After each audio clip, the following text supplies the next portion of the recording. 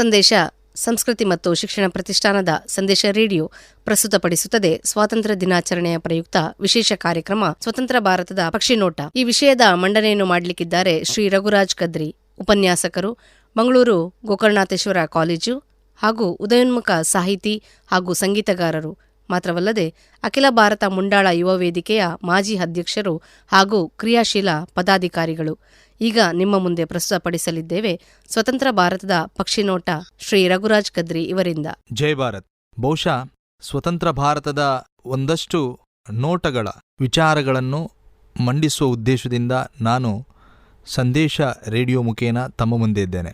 ಬ್ರಿಟಿಷರ ದಾಸೋಹಗಳಿಂದ ಮುಕ್ತರಾಗಿ ಈ ದೇಶ ಮುಂದೆ ಸಾಗ್ತಾ ಇರತಕ್ಕಂಥದ್ದು ಬಹುಶಃ ಇಡೀ ದೇಶಾದ್ಯಂತ ನಾವು ತಿಳಿದುಕೊಂಡಂಥ ವಾಸ್ತವಿಕತೆ. ಕೇವಲ ಈ ಸ್ವತಂತ್ರದ ಸಂದರ್ಭದಲ್ಲಿ ಮಾತ್ರ ಇಂತಹ ವಿಚಾರಗಳು ಬೆಳಕಿಗೆ ಬರದೆ ಅದರ ಮೂಲ ತಾತ್ಪರ್ಯಗಳನ್ನು ಮತ್ತು ಅದರ ವಿಚಾರಗಳನ್ನು ಅರಿತು ಅಧ್ಯಯನಶೀಲರಾಗಿ ಮುಂದೆ ಸಾಗುವಂಥದ್ದು, ಆ ಭಾರತ ಮುಂದುವರಿಬೇಕು ಅನ್ನುವಂಥದ್ದು ನನ್ನ ಮೊದಲನೆಯ ಆಶಯ. ಯಾಕಂತ ಹೇಳಿದ್ರೆ ಬಹುಶಃ ಈ ಇಡೀ ಭಾರತದಾದ್ಯಂತ ಸ್ವಾತಂತ್ರ್ಯ ಅಂದ ತಕ್ಷಣ ನಾವು ಯಾರೇ ಭಾಷಣ ಮಾಡಿದ್ರು ಹೆಚ್ಚಿನದಾಗಿ 4 ಶಬ್ದ ಬ್ರಿಟಿಷರಿಗೆ ಬೈದು ನಾವು ಅಲ್ಲಿ ಕೊನೆಗೊಳಿಸ್ತೇವೆ. ಆಯ್ತು, ಅಲ್ಲಿ ನಮಗೆ ಸ್ವಾತಂತ್ರ್ಯ ಸಿಕ್ತು ಅನ್ನುವಂಥ ಒಂದು ಭಾವನೆ ಇದೆ. ಬಹುಶಃ ನಾವು ಬ್ರಿಟಿಷರ ಕಾಲದಲ್ಲಿಯೂ ಕೂಡ ಕಂಡುಕೊಂಡಂತಹ ಅನೇಕ ಅಭಿವೃದ್ಧಿ ಕಾರ್ಯಕ್ರಮಗಳು ಅಥವಾ ಅವರು ಬಿಟ್ಟು ಹೋದ ಅನೇಕ ವಿಚಾರಗಳು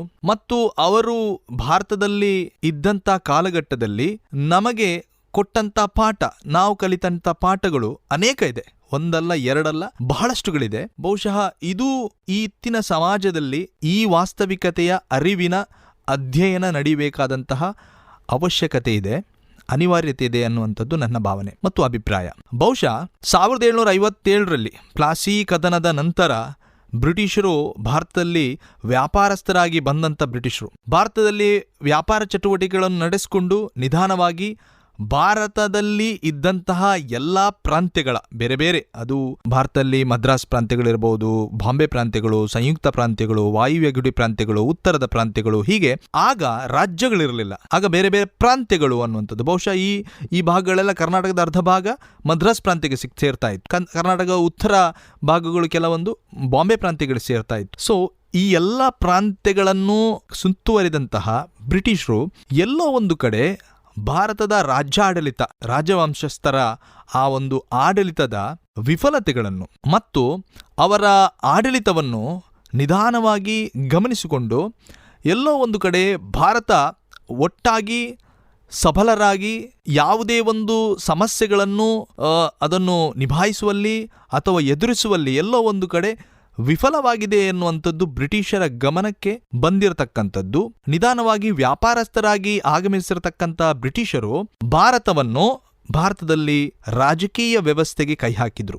ಬಹುಶಃ ಇದಕ್ಕೆ ಮೂಲ ಕಾರಣವೇ ನಮ್ಮ ರಾಜವಂಶಸ್ಥರ ಆ ಕಾಲದ ಅವರ ನಡುವಿನ ಪ್ರತಿಸ್ಪರ್ಧೆಗಳು, ಅವರವರ ನಡುವಿನ ಕಿತ್ತಾಟಗಳು, ಅವರವರ ನಡುವಿನ ಸಂಘರ್ಷಗಳು, ಇವು ಕೂಡ ಮೂಲ ತಾತ್ಪರ್ಯಕ್ಕೆ ಸೇರಿಕೊಳ್ಳುತ್ತೆ, ವಾಸ್ತವಿಕತೆಗೆ ಸೇರಿಕೊಳ್ಳುತ್ತೆ. ಇದು ಎಲ್ಲೋ ಒಂದು ಕಡೆ ಬ್ರಿಟಿಷರಿಗೆ ಹೊಸ ಮಾರ್ಗವನ್ನು ಹುಟ್ಟು ಹಾಕಿಕೊಂಡಿರತಕ್ಕಂಥದ್ದು ಅನ್ನುವಂಥದ್ದು ನನ್ನ ಅಭಿಪ್ರಾಯ. ಬಹುಶಃ ಈ ವಾಸ್ತವಿಕತೆಯ ನಡುವೆ ಬ್ರಿಟಿಷರು ಈ ಪ್ಲಾಸಿ ಕದನದ ನಂತರ ಭಾರತದಲ್ಲಿ ನೆಲೆಯೂರಿದ್ರು. ನಿರಂತರವಾಗಿ ಭಾರತದಲ್ಲಿ ಒಂದೊಂದು ಕಾಯ್ದೆಯ ಮೂಲಕ ತಮ್ಮನ್ನು ಈ ಒಂದು ದೇಶದಲ್ಲಿ ಗಟ್ಟಿಗೊಳಿಸುತ್ತಾ ಆಡಳಿತದಲ್ಲಾಗಿರ್ಬೋದು, ವ್ಯಾಪಾರಸ್ಥರಲ್ಲಾಗಿರ್ಬೋದು, ಅಥವಾ ಅವರಿಗೆ ಗಳಿಸುವಂಥ ಸಂಪತ್ತಿನಲ್ಲಿರ್ಬೋದು ಅವರು ಒಂದಷ್ಟು ಗಟ್ಟಿತನವನ್ನು ಕಂಡುಕೊಳ್ಳಿರುವಂಥದ್ದು ನಾವು ಗಮನಿಸ್ತೇವೆ. ಬಹುಶಃ 1857ರ ಕಾಲಘಟ್ಟಕ್ಕೆ ಬರುವ ಸಂದರ್ಭದಲ್ಲಿ ಬಹುಶಃ ಬ್ರಿಟಿಷರು ಇಂಡಿಯನ್ ಆರ್ಮಿ ಮತ್ತು ಯುರೋಪಿಯನ್ ಆರ್ಮಿ ಅನ್ನುವಂಥ 2 ವರ್ಗಗಳನ್ನು ಮಾಡಿದ್ರು. ಇಂಡಿಯನ್ ಆರ್ಮಿಯಲ್ಲಿ ಸುಮಾರು 2.5 ಲಕ್ಷ ಭಾರತೀಯರು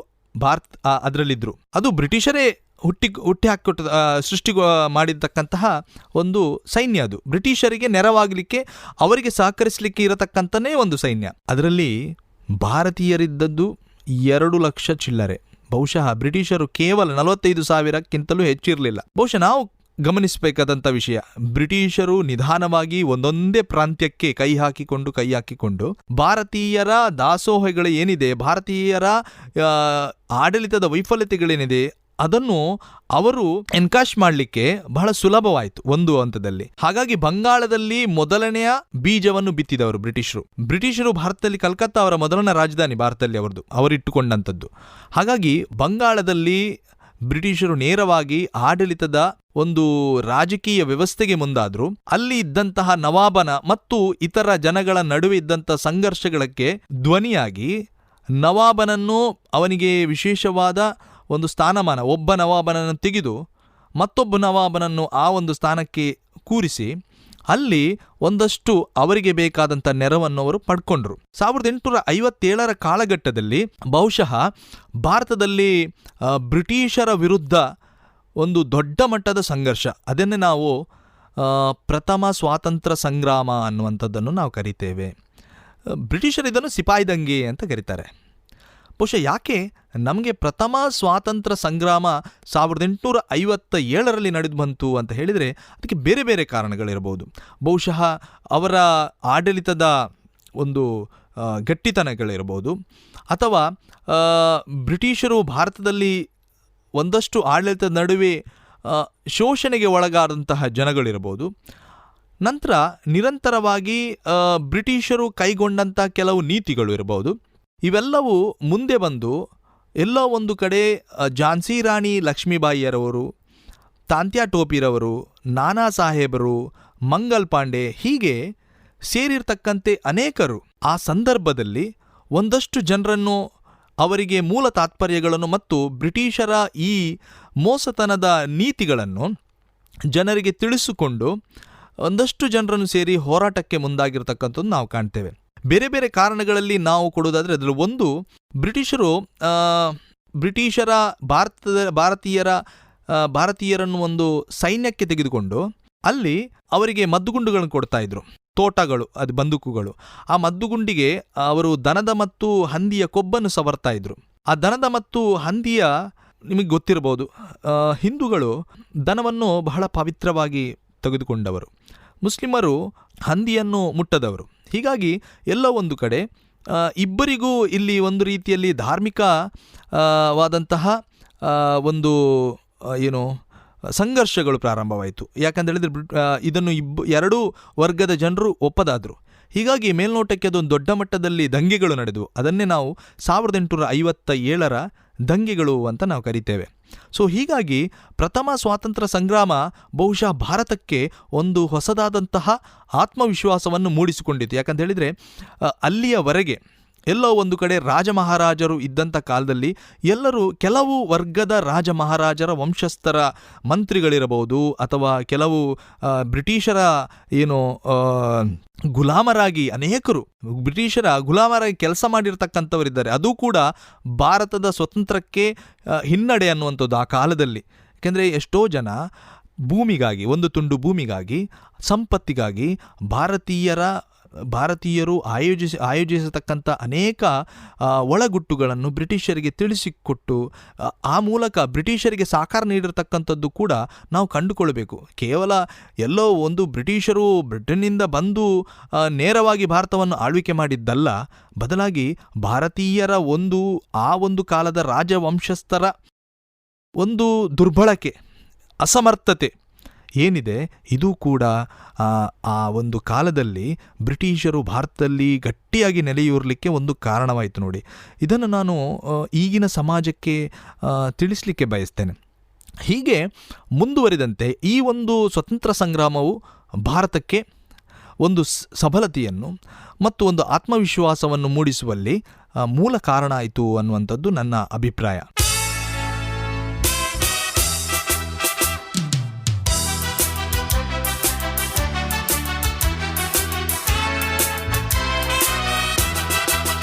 ಹೀಗಾಗಿ 1885 ಬರುವ ಸಂದರ್ಭದಲ್ಲಿ ಎ.ಒ. ಹ್ಯೂಮ್ರವರು, ಅವರು ಕೂಡ ಒಬ್ಬ ಬ್ರಿಟಿಷ್, ಭಾರತದಲ್ಲಿರುವಂತಹ ಈ ರೀತಿಯ ಒಂದು ವಿಚಾರಗಳನ್ನು ಗಮನಿಸಿರತಕ್ಕಂಥವರು, ಎಲ್ಲೋ ಒಂದು ಕಡೆ ಒಗ್ಗಟ್ಟಿಗೆ ಅವರಲ್ಲಿ ಏನೋ ಅಸಮರ್ಥತೆ ಕಾಣ್ತಾ ಇದೆ ಅನ್ನುವಂಥ ನಿಟ್ಟಿನಲ್ಲಿ ಎ.ಒ. ಹ್ಯೂಮ್ರವರು ಭಾರತದಲ್ಲಿ ಭಾರತೀಯರ ಕೆಲವೊಂದು ಸಂಸ್ಕೃತಿ ಏನಿದೆ, ಪದ್ಧತಿ ಏನಿದೆ, ವಿಚಾರಗಳೇನಿದೆ, ಇವೆಲ್ಲವನ್ನು ಗಮನಿಸಿರ್ತಕ್ಕಂಥ ಎ.ಒ. ಹ್ಯೂಮ್ರವರು ಭಾರತದಲ್ಲಿ ಭಾರತೀಯರಿಗಾಗಿ ಒಂದು ಹೋರಾಟಕ್ಕೆ ಮುಂಚೂಣಿಗೆ ಕಾರಣೀಭೂತರಾಗುವಂತಹ ಭಾರತದ ರಾಷ್ಟ್ರೀಯ ಕಾಂಗ್ರೆಸ್ಸಿನ ಒಂದು ಸ್ಥಾಪನೆಯನ್ನು ಮಾಡಿದರು.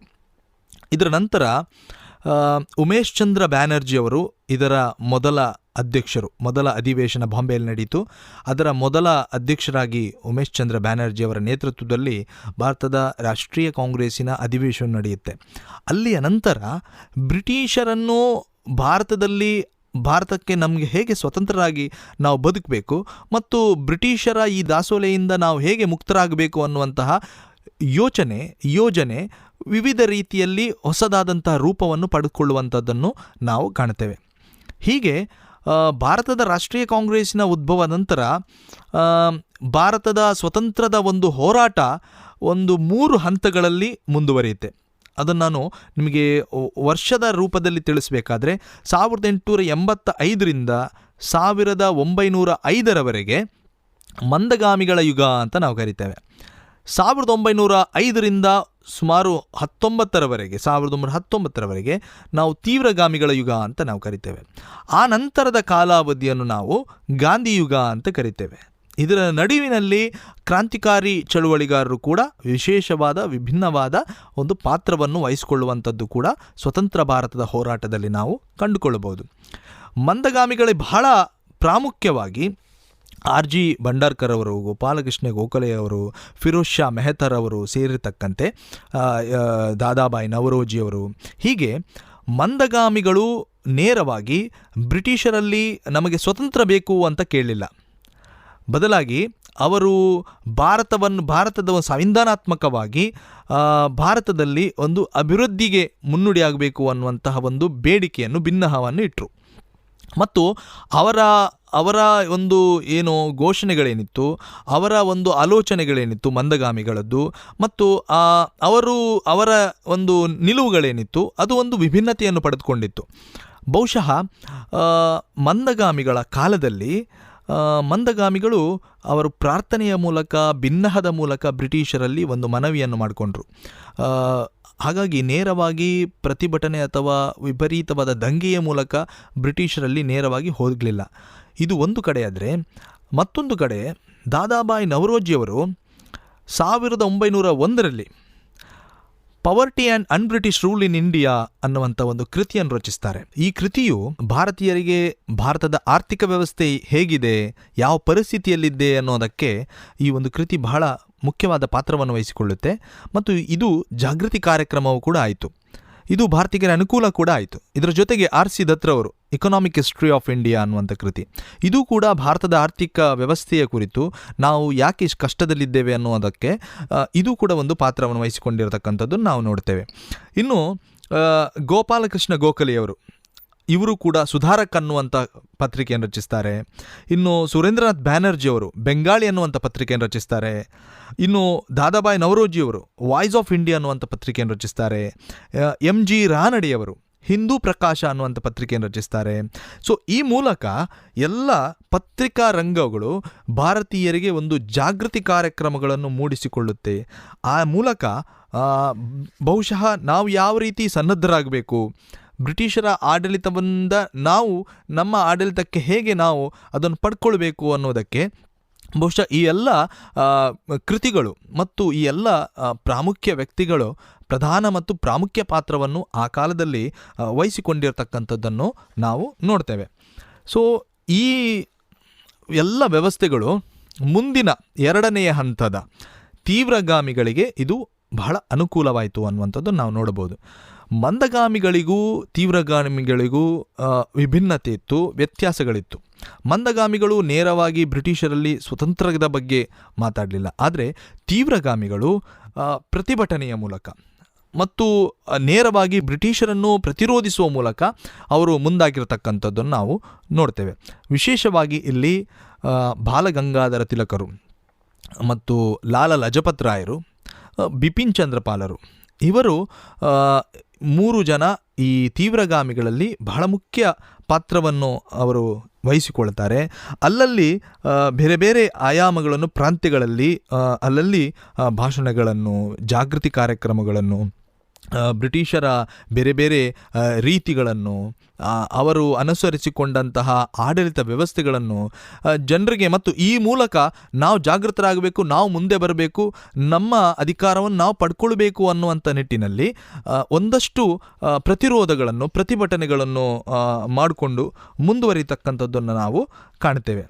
ಸೊ ಹೀಗೆ ಇದು ತೀವ್ರಗಾಮಿಗಳ ಒಂದು ರೂಪವನ್ನು ಪಡೆದುಕೊಳ್ಳುವರ ಜೊತೆಗೆ ಬಂಗಾಳದಲ್ಲಿ ಬ್ರಿಟಿಷರು ಬಂಗಾಳವನ್ನು ವಿಭಜಿಸ್ತಾರೆ.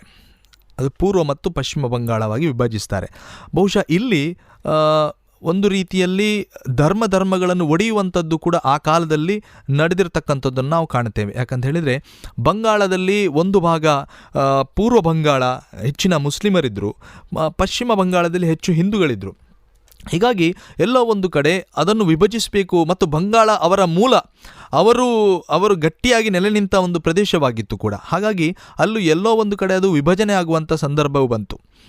ಸೊ ಹೀಗಾಗಿ ಈ ಒಂದು ಸಂದರ್ಭದಲ್ಲಿಯೇ ಕ್ರಾಂತಿಕಾರಿ ರಾಷ್ಟ್ರೀಯವಾದಿಗಳು ಕೂಡ ಹುಟ್ಟಿಕೊಂಡಿರತಕ್ಕಂಥದ್ದು ನಾವು ಕಾಣ್ತೇವೆ. ಇದರಲ್ಲಿ ಬಹಳ ಪ್ರಾಮುಖ್ಯವಾಗಿ ವಿ.ಡಿ. ಸಾವರ್ಕರ್ ಅವರು, ಬಿಪಿನ್ ಚಂದ್ರಪಾಲ್ರವರು, ಮದನ್ಲಾಲ್ ಧಿಂಗ್ರಾರವರು, ಇನ್ನು ಚಂದ್ರಶೇಖರ್ ಆಜಾದ್ ಮತ್ತು ಭಗತ್ ಸಿಂಗ್, ರಾಜ್ಗುರು, ಸುಖದೇವ್, ಹೀಗೆ ಅನೇಕರು ಒಂದು ಕ್ರಾಂತಿಕಾರಿಯಾದಂತಹ ರಾಷ್ಟ್ರೀಯವಾದಕ್ಕೆ ಕೈ ಹಾಕಿರ್ತಕ್ಕಂಥದ್ದನ್ನು ಕೂಡ ನಾವು ಗಮನಿಸ್ತೇವೆ.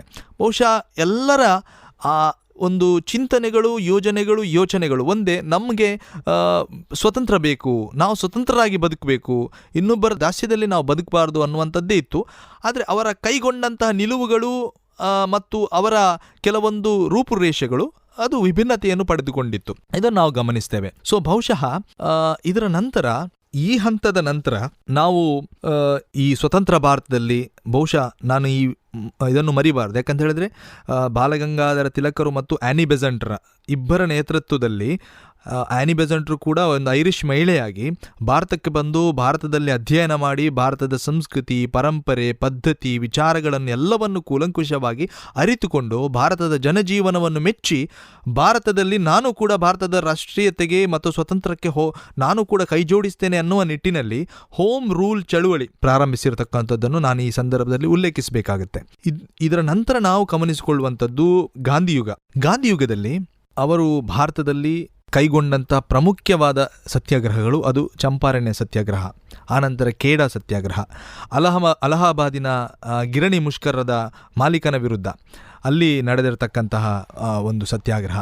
ಹೀಗೆ ಗಾಂಧೀಜಿಯವರು ಒಂದು ಪ್ರಬಲವಾಗಿ ಅಹಿಂಸಾತ್ಮಕವಾದ ನಿಲುವಿನ ಅಡಿಯಲ್ಲಿ ಆ ತತ್ವದ, ಆ ಸಂದೇಶದ ಮೂಲಕ ತಮ್ಮ ಸತ್ಯಾಗ್ರಹ ಮತ್ತು ಪ್ರತಿಭಟನೆಯನ್ನು ಅವರು ಜನರಿಗೆ ತಿಳಿಸಿಕೊಡುವಂಥ ಪ್ರಯತ್ನವನ್ನು ಮಾಡಿದರು. ಇದು ಇಡೀ ಭಾರತದ ಒಂದು ಸ್ವತಂತ್ರ ಚಳುವಳಿಯಲ್ಲಿಯೇ ಒಂದು ವಿಭಿನ್ನವಾದ ಮತ್ತು ವಿಶಿಷ್ಟವಾದ ಒಂದು ರೂಪವನ್ನು ಪಡೆದುಕೊಳ್ಳುವಂಥದ್ದು, ನಡೆಯನ್ನು ಪಡೆದುಕೊಳ್ಳುವಂಥದ್ದನ್ನು ನಾವು ಕಾಣ್ತೇವೆ. 1919ಕ್ಕೆ ಬರುವಾಗ ಬ್ರಿಟಿಷರು ರೌಲತ್ ಅನ್ನುವಂಥ ಒಂದು ಕಾಯ್ದೆಯನ್ನು ಜಾರಿಗೆ ತರ್ತಾರೆ. ಯಾರೊಬ್ಬನು ಕೂಡ ಸೇರುವಾಗಿಲ್ಲ, ಗುಂಪು ಸೇರುವಾಗಿಲ್ಲ, ಮತ್ತು ಯಾರು ಭಾಷಣ ಮಾಡುವಾಗಿಲ್ಲ, ಯಾರು ಬರೆಯುವಾಗಿಲ್ಲ, ಬ್ರಿಟಿಷರಿಗೆ ಮಾತಾಡುವಾಗಿಲ್ಲ, ಮತ್ತು ಯಾವುದೇ ಕೆಲಸಗಳನ್ನು ಬ್ರಿಟಿಷರಿಗೆ ಹೇಳದೆ ಮಾಡುವಾಗಿಲ್ಲ. ಈ ರೀತಿಯ ಒಂದು ಕಠಿಣವಾದ ಪರಿಸ್ಥಿತಿ. ಮತ್ತು ಒಂದು ವೇಳೆ ಬ್ರಿಟಿಷರಿಗೆ ವಿರುದ್ಧವಾಗಿ ನಡೆದುಕೊಂಡ್ರೆ ಅವರನ್ನು ಯಾವುದೇ ಒಂದು ಸಾಕ್ಷ್ಯ ಆಧಾರಗಳಿಲ್ಲದೆ ಅವರನ್ನು ಬಂಧಿಸಬಹುದಂಥ ಒಂದು ಕಾಯ್ದೆ, ರೌಲತ್ ಕಾಯ್ದೆ. ಸೊ ಬಹುಶಃ ಇದು, ಈ ಒಂದು ಕಾಯ್ದೆಯ ನಂತರ ಅನೇಕ ಭಾರತೀಯರು ತುಂಬ ಒಂದು ರೀತಿಯಲ್ಲಿ ನರಳುವ ಪರಿಸ್ಥಿತಿ ನಿರ್ಮಾಣವಾಗಿರ್ತಕ್ಕಂಥದ್ದನ್ನು ನಾವು ಕಾಣ್ತೇವೆ. ಸೊ ಆ ಸಂದರ್ಭದಲ್ಲಿ ಮಹಾತ್ಮ ಗಾಂಧೀಜಿಯವರು ಕೈಗೊಂಡ ಬಹಳ ದೊಡ್ಡ ಮಟ್ಟದ ಸ್ವತಂತ್ರ ಭಾರತದ ಚಳುವಳಿ ಅಂದರೆ ಅದು 1920ರಲ್ಲಿ ನಡೆದಿರ್ತಕ್ಕಂಥ ಅಸಹಕಾರ ಚಳುವಳಿ. ಯಾಕಂತ ಹೇಳಿದರೆ ಅದಕ್ಕಿಂತ ಮುಂಚಿತವಾಗಿ ಜಲಿಯನ್ವಾಲಾ ಬಾಗಿನಲ್ಲಿ ಒಂದು ದೊಡ್ಡ ಮಟ್ಟದ ಹತ್ಯಾಕಾಂಡ ನಡೆಯುತ್ತೆ. ಜನರಲ್ ಡಯರ್ ಓಪನ್ ಫೈರ್ ಆಗಿ ಗುಂಡಿಗೆ ಆದೇಶ ನೀಡ್ತಾನೆ, ಅದೆಷ್ಟೋ ಭಾರತೀಯರು ಅಲ್ಲಿ ಸತ್ತು ಹೋಗ್ತಾರೆ. ಇವೆಲ್ಲವನ್ನು ಕಂಡಂಥ ಗಾಂಧೀಜಿಯವರು ಅಹಿಂಸಾತ್ಮಕವಾದ ಒಂದು ವಿಭಿನ್ನವಾದ ಅಸಹಕಾರ ಚಳುವಳಿಗೆ ನಾಂದಿ ಹಾಡ್ತಾರೆ. ಅಸಹಕಾರ ಚಳುವಳಿ ಅನ್ನುವಂಥದ್ದು ಸ್ವತಂತ್ರ ಭಾರತದ ಚಳುವಳಿಯಲ್ಲಿ ಬಹಳ ದೊಡ್ಡ ಮಟ್ಟದ ಚಳುವಳಿ. ಈ ಚಳುವಳಿಯಲ್ಲಿ ದೇಶಾದ್ಯಂತ ಪ್ರತಿಯೊಬ್ಬ ನಾಗರಿಕನು, ವಿದ್ಯಾರ್ಥಿಗಳು ಇಡೀ ಶಾಲಾ ಕಾಲೇಜುಗಳನ್ನು ಬಿಟ್ಟು ಹೊರಗೆ ಬಂದು ಪ್ರತಿಭಟಿಸಿರತಕ್ಕಂಥದ್ದನ್ನು ನಾವು ಗಮನಿಸ್ತೇವೆ. ಬ್ರಿಟಿಷರ ಎಲ್ಲ ವಸ್ತುಗಳನ್ನು ಆ ಒಂದು ಸಂದರ್ಭದಲ್ಲಿ ತ್ಯಜಿಸಿ ಸ್ವದೇಶಿ ಉತ್ಪನ್ನಗಳಿಗೆ ವಿಶೇಷ ಮಾನ್ಯತೆಗಳನ್ನು ಕೊಟ್ಟು ಸ್ವದೇಶಿ ಉತ್ಪನ್ನಗಳ ಬಳಕೆಗೆ ಪ್ರಾರಂಭವಾಗಿರತಕ್ಕಂಥದ್ದನ್ನು ನಾವು ನೋಡ್ತೇವೆ. ಬಹುಶಃ ಸರ್ಕಾರಿ ನೌಕರರಲ್ಲಿದ್ದ ಅನೇಕ ದೇಶಪ್ರೇಮಿ ಭಾರತೀಯರು ಮತ್ತು ಬೇರೆ ಬೇರೆ ವಕೀಲ ವೃತ್ತಿಯಲ್ಲಿರ್ಬೋದು, ಡಾಕ್ಟರ್ ವೃತ್ತಿಯಲ್ಲಿರ್ಬೋದು, ಉಪನ್ಯಾಸ ವೃತ್ತಿಯಲ್ಲಿರ್ಬೋದು, ಇನ್ನಿತರ ಸರ್ಕಾರಿ ಆಡಳಿತದ ಅಧೀನದಲ್ಲಿ, ಬ್ರಿಟಿಷರ ಆಡಳಿತ ಅಧೀನದಲ್ಲಿ ಕೆಲಸ ಮಾಡಿರ್ತಕ್ಕ ಅನೇಕರು ತಮ್ಮ ಕೆಲಸಕ್ಕೆ ರಾಜೀನಾಮೆಯನ್ನು ಕೊಟ್ಟು ಅವರು ಹೊರಬಂದು ಈ ಒಂದು ದೊಡ್ಡ ಮಟ್ಟದ ಅಹಿಂಸಾತ್ಮಕವಾದ ಅಸಹಕಾರ ಚಳುವಳಿಗೆ, ಅಂದರೆ ಬ್ರಿಟಿಷರಿಗೆ ಸಹಕಾರ ನೀಡುವುದಿರುವುದೇ ಅಸಹಕಾರ, ಈ ಚಳುವಳಿಗೆ ಕೈ ಜೋಡಿಸಿದರು. ಬಹಳ ಇಡೀ ಭಾರತ ಒಂದು ಸಬಲರಾಗಿ ಧೈರ್ಯಶಾಲಿಗಳಾಗಿ ಮುಂದುವರಿಲಿಕ್ಕೆ ಇದೊಂದು ಪ್ರಮುಖವಾದ ಚಳುವಳಿ ಅನ್ನುವಂಥದ್ದನ್ನು ಮಹತ್ವ ಪಡೆದುಕೊಳ್ಳುತ್ತೆ. ಆದರೆ ಗಾಂಧೀಜಿಯ ಒಂದು ಅಹಿಂಸಾತ್ಮಕವಾದ ನೀತಿ ಕೇವಲ ಅವರ ಭಾಷಣಕ್ಕೆ ಸೀಮಿತವಾಗಿರಲಿಲ್ಲ ಅಥವಾ ಅವರು ಹೇಳುವುದಕ್ಕೆ ಸೀಮಿತವಾಗಿರಲಿಲ್ಲ. ಬದಲಾಗಿ 1922ರಲ್ಲಿ ಈ ಅಸಹಕಾರ ಚಳವಳಿ ಹೀಗೆ ಪ್ರಬಲವಾಗಿ ಮುಂದುವರಿತಾ ಇತ್ತು. ಇನ್ನೇನು ಬ್ರಿಟಿಷರು ಭಾರತೀಯರನ್ನು ಅನೇಕರನ್ನು ಸಮಾಧಾನ ಪಡಿಸುವಂತಹ ನಿಟ್ಟಿಗೆ ಮುಂದಾಗಿದ್ದರು. ಆ ಸಂದರ್ಭದಲ್ಲಿ 1922ರಲ್ಲಿ ಉತ್ತರ ಪ್ರದೇಶದ ಚೌರಿ ಚೌರಾ ಅನ್ನುವಂತಹ ಒಂದು ಪ್ರದೇಶದಲ್ಲಿ ಫೆಬ್ರವರಿ 5ರ ಒಂದು ಕಾಲಘಟ್ಟದಲ್ಲಿ ಚೌರಿಯಲ್ಲಿ ಪೊಲೀಸರು ಅವರನ್ನು ಮೆರವಣಿಗೆಯಲ್ಲಿ ತಡಿದ್ರು ಅಂತ ಹೇಳಿ ಅಲ್ಲಿದ್ದ ಎಲ್ಲ ಪೊಲೀಸರನ್ನು ಮತ್ತು ಅಲ್ಲಿದ್ದ ಠಾಣೆಗಳನ್ನು ಸುಟ್ಟು ಹಾಕಿದ್ರು ಭಾರತೀಯರು. ಸೊ ಇದು ಎಲ್ಲೋ ಒಂದು ಕಡೆ ಹಿಂಸೆಗೆ ಈ ಚಳುವಳಿ ತಲುಪಿದ್ರಿಂದಾಗಿ ನೊಂದಂತಹ ಮಹಾತ್ಮ ಗಾಂಧೀಜಿಯವರು ಈ ಚಳುವಳಿಯನ್ನು ಹಿಂಪಡೆದುಕೊಂಡರು. ಸೊ ಬಹುಶಃ ಆ ಸಂದರ್ಭದಲ್ಲಿ ಅನೇಕ ಸಿ.ಆರ್. ದಾಸ್, ಮೋತಿಲಾಲ್ ನೆಹರೂರವರು ಮತ್ತು ಇನ್ನಿತರ ನಾಯಕರು ಕೂಡ ಅಸಮಾಧಾನಗೊಂಡಿರತಕ್ಕಂಥದ್ದನ್ನು ನಾವು ಕಾಣ್ತೇವೆ. ನಿಲುವು ಯಾಕಂತ ಹೇಳಿದರೆ ಗಾಂಧೀಜಿಯ ಅವರ ಒಂದು ತತ್ವಕ್ಕೆ ಅವರ ಬದ್ಧತೆ ಇತ್ತು. ಅಹಿಂಸಾತ್ಮಕವಾಗಿ ನಾನು ಹೋರಾಡಬೇಕು, ಹಿಂಸೆ ಇದಕ್ಕೆ ಅಲ್ಲಿ ನಾಂದಿ ಆಗಬಾರ್ದು ಅನ್ನುವಂಥದ್ದು ಆಸೆ ಆಕಾಂಕ್ಷೆಗಳನ್ನು ಇಟ್ಟುಕೊಂಡಂಥವರು ಮಹಾತ್ಮ ಗಾಂಧೀಜಿಯವರು. ಇದು ಅವರ ವ್ಯಕ್ತಿತ್ವಕ್ಕೆ ನಾವು ಕಂಡುಕೊಳ್ಳುವಂಥ ಗೌರವ.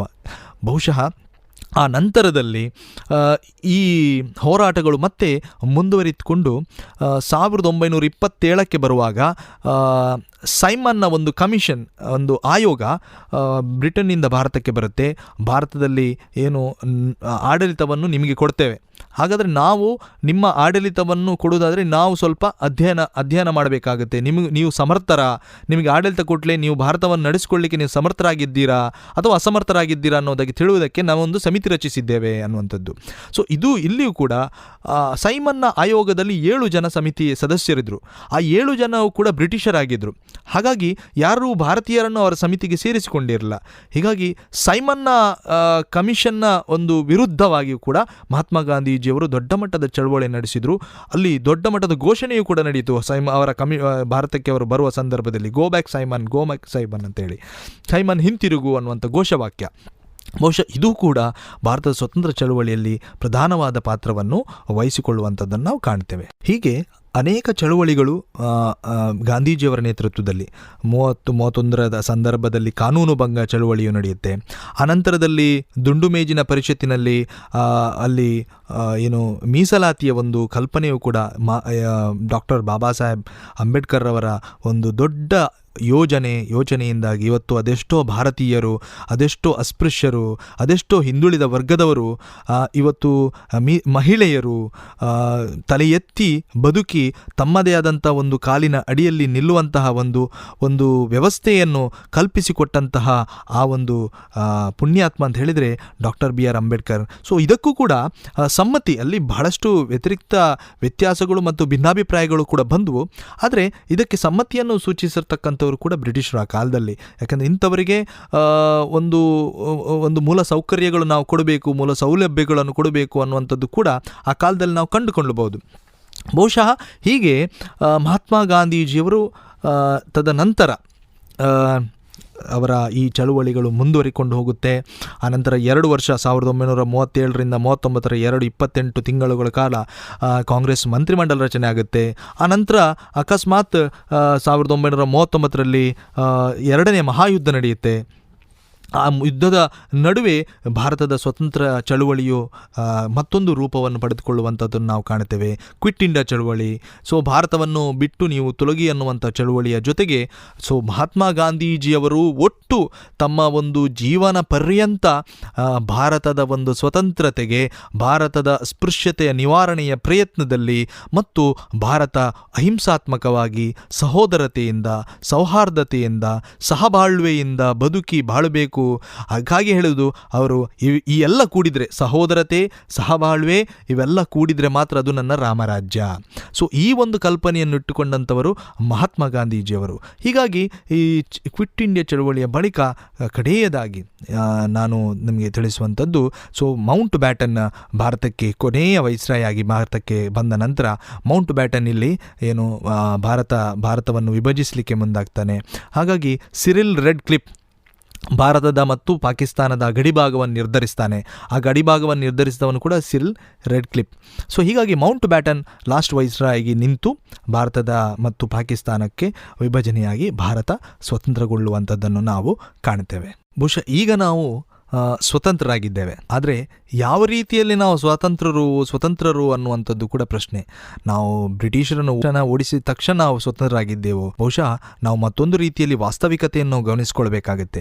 ಹೀಗಾಗಿ ಬ್ರಿಟಿಷರ ಆ ಕಾಲದ ಘಟ್ಟದಲ್ಲಿ ನಿರ್ಮಿಸಿರ್ತಕ್ಕಂಥ ಅನೇಕ ಬ್ರಿಡ್ಜ್ಗಳು, ರಸ್ತೆಗಳು, ರೈಲ್ವೆ ಹಳಿಗಳು, ಕಟ್ಟಡಗಳು, ಅವರ ಕೆಲವೊಂದು ವ್ಯವಸ್ಥೆಗಳು ಇವತ್ತು ನಮಗೆ ಜೀವಂತವಾಗಿ ಕಾಣ್ತವೆ. ಸೊ ಮತ್ತು ನಾನು ಮುಂದೆ ಹೋಗಬೇಕಾದ್ರೆ ಭಾರತದಲ್ಲಿ ಒಂದು ಅದಮ್ಯ ಒಂದು ವ್ಯವಸ್ಥೆ ಇತ್ತು, ಅದು ಸತಿ ಪದ್ಧತಿ. ಈ ಸತಿ ಪದ್ಧತಿಯನ್ನು ನಿಲ್ಲಿಸಿದವರು 1829 ಅದು ಲಾರ್ಡ್ ವಿಲಿಯಂ ಬೆಂಟಿಕ್ರವರು. ಸೊ ಈ ರೀತಿಯ ಒಂದು ಹೆಣ್ಣು ವಿಧವೆಯನ್ನು ಚಿತೆಗೆ ಹಾಕುವಂಥ ಒಂದು ವ್ಯವಸ್ಥೆ ಇತ್ತು. ಇದನ್ನು ಕೂಡ ಬ್ರಿಟಿಷರಲ್ಲಿ ನಿಲ್ಲಿಸು, ಅಥವಾ ವಿಧವಾ ವಿವಾಹ ಇರಬಹುದು, ಅಥವಾ ಬಾಲ್ಯ ವಿವಾಹಗಳಿರ್ಬೋದು. ಭಾರತೀಯರು ಕೂಡ ಇದನ್ನು ಹೋರಾಡಿದರೂ ಕೂಡ ಅದಕ್ಕೆ ಸಮ್ಮತಿ ಕೊಟ್ಟಿದ್ದರು ಬ್ರಿಟಿಷರು ಆ ಕಾಲದಲ್ಲಿ. ಯಾಕಂದರೆ ಎಲ್ಲ ಒಂದು ಕಡೆ ಈ ರೀತಿಯ ವಾಸ್ತವಿಕತೆಗಳು ಕೂಡ ನಾವು ಗಮನಿಸಿಕೊಳ್ಬೇಕಾದಂಥದ್ದು. ಹೀಗಾಗಿ ಸ್ವತಂತ್ರ ಭಾರತ, ಈಗ ನಾವು ಈ ಪ್ರಸ್ತುತ ಜಗತ್ತಿನಲ್ಲಿ ನಾವು ಹೇಗಿದ್ದೇವೆ? ಸೊ ಬಹುಶಃ ಇವತ್ತಿಗೂ ಕೂಡ ನಾವು ಅನೇಕ ವಿಭಾಗಗಳಲ್ಲಿ ನಾವು ಗಮನಿಸಿಕೊಳ್ಳಬೇಕಾದ್ರೆ ನಾವು ಕೆಲವೊಂದು ವಿಚಾರಗಳಲ್ಲಿ ಸ್ವತಂತ್ರರಾಗಿಲ್ಲ. ಯಾಕಂತ ಹೇಳಿದರೆ ಇವತ್ತಿಗೂ ಅಸ್ಪೃಶ್ಯತೆ ತಾಂಡವಾಡ್ತಿದೆ. ಇವತ್ತು ಬಡವನಾಗಿದ್ದಾನೆ, ಶ್ರೀಮಂತ ಒಂದಷ್ಟು ಇದ್ದು ಮತ್ತೊಬ್ಬನಿಗೆ ಕೊಡದಾಗದೆ ತಾನೇ ತನ್ನ ಸ್ವಾರ್ಥಕ್ಕೆ ಬಳಸ್ಕೊಳ್ತಾ ಇದ್ದಾನೆ. ಭ್ರಷ್ಟಾಚಾರ ತಾಂಡವಾಡ್ತಾ ಇದೆ. ಸೊ ರಾಜಕೀಯ ವ್ಯವಸ್ಥೆಗಳು ಕೂಡ ವಿಭಿನ್ನತೆಗೆ ಮತ್ತು ಬೇರೆ ಒಂದು ಬೇಸರದ ವಿಚಾರಕ್ಕೆ ಮುಂದಾಗ್ತಾ ಇರತಕ್ಕಂಥದ್ದನ್ನು ನಾವು ಕಾಣ್ತೇವೆ. ಸೊ ಬಹುಶಃ ಭಾರತ ಸ್ವತಂತ್ರ ಆಗಬೇಕಾದ್ರೆ ಪ್ರತಿಯೊಬ್ಬ ನಾಗರಿಕನು, ಶ್ರೀಮಂತನು ಬಡವನಿಗೆ ಸಹಕರಿಸಬೇಕು. ಬಡವನ ಉದ್ಧಾರಕ್ಕಾಗಿ ಅವನದಾದಂಥ ಒಂದು ಸೇವೆಯನ್ನು ಅವನು ಮುಂದಿಡಬೇಕು. ಸೊ ಈ ಹಿಂದಿನ ಕಾಲದ ಜಾತಿ, ಮತ, ಧರ್ಮ, ಕುಲ, ಗೋತ್ರ ಇವೆಲ್ಲವನ್ನು ಬಿಟ್ಟು ಬಹುಶಃ ನಾನು ಭಾರತೀಯ, ನಾನು ಭಾರತ ಮಾತೆಯ ನಾನೊಬ್ಬ ಮಗಳು, ನಾನು ಮಗು, ತಾಯಿ, ವೃದ್ಧ ಏನೇ ಇರಲಿ, ಇವರೆಲ್ಲರೂ ನಾವು ಕೂಡಿ ಬದುಕೋಣ, ಕೂಡಿ ಬಾಳೋಣ ಅನ್ನುವಂಥ ಆಶಯದೊಂದಿಗೆ ಒಂದೇ ಮಾತರಂ ಅನ್ನುವಂಥ ನಾವೇನು ಆ ಘೋಷಣೆಯನ್ನು ಮಾಡ್ತೇವೆ ಅದಕ್ಕೆ ಸರಿಸಮಾನವಾಗಿ ನಮ್ಮ ಬದುಕಿರಲಿ ಎನ್ನುವಂಥದ್ದು ನಮ್ಮ ಮನಸ್ಥಿತಿಗೆ ಬಂದರೆ ಬಹುಶಃ ಸುಂದರ, ಸ್ವಚ್ಛ, ಒಂದು ನಿರ್ಮಲವಾದ ಪ್ರೀತಿ, ಸಹಬಾಳ್ವೆಯಿಂದ ಕೂಡಿದ ಭಾರತ ನನ್ನದಾಗಲಿ, ನಾವೆಲ್ಲರೂ ಒಂದೇ ತಾಯಿಯ ಮಕ್ಕಳಂತೆ ಬದುಕೋಣ ಅನ್ನುವಂತಹ ಒಂದು ಸಂದೇಶದೊಂದಿಗೆ ಅಭಿವಂದಿಸ್ತೇನೆ.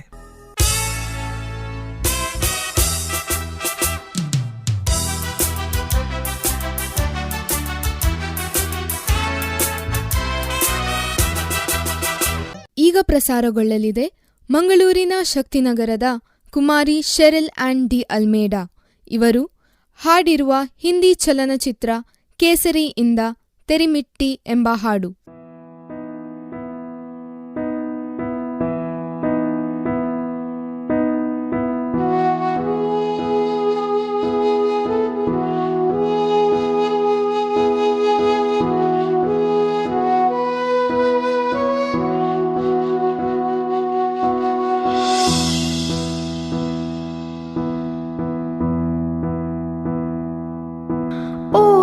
समझना वे तेरी सांसों पे थोड़ा सा वतन का भी हक था।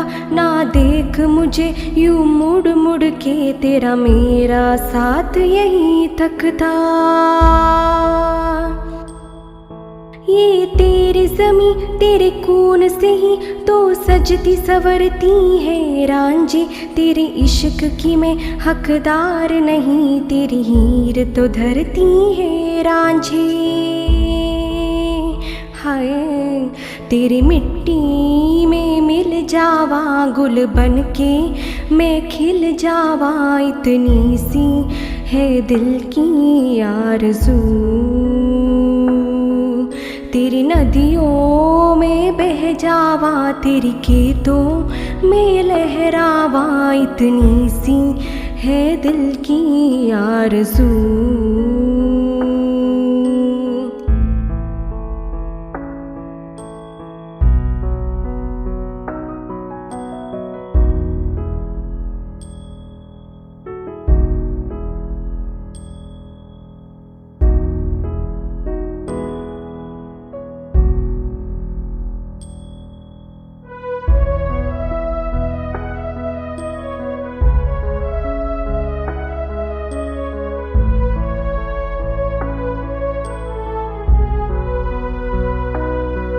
ए मेरी ज़मीं अफसोस नहीं जो तेरे लिए सौ दर्द सहे, महफूज रहे तेरी आन सदा, चाहे जान मेरी रहे ना रहे। ए मेरी ज़मीं महबूब नहीं, मेरी नस नस में तेरा इश्क बहे, फीका न पड़े कभी रंग तेरा जिस्मों से निकल के खून कहे। हाय तेरी मिट्टी में गुल बन के मैं, इतनी सी है दिल की आरज़ू।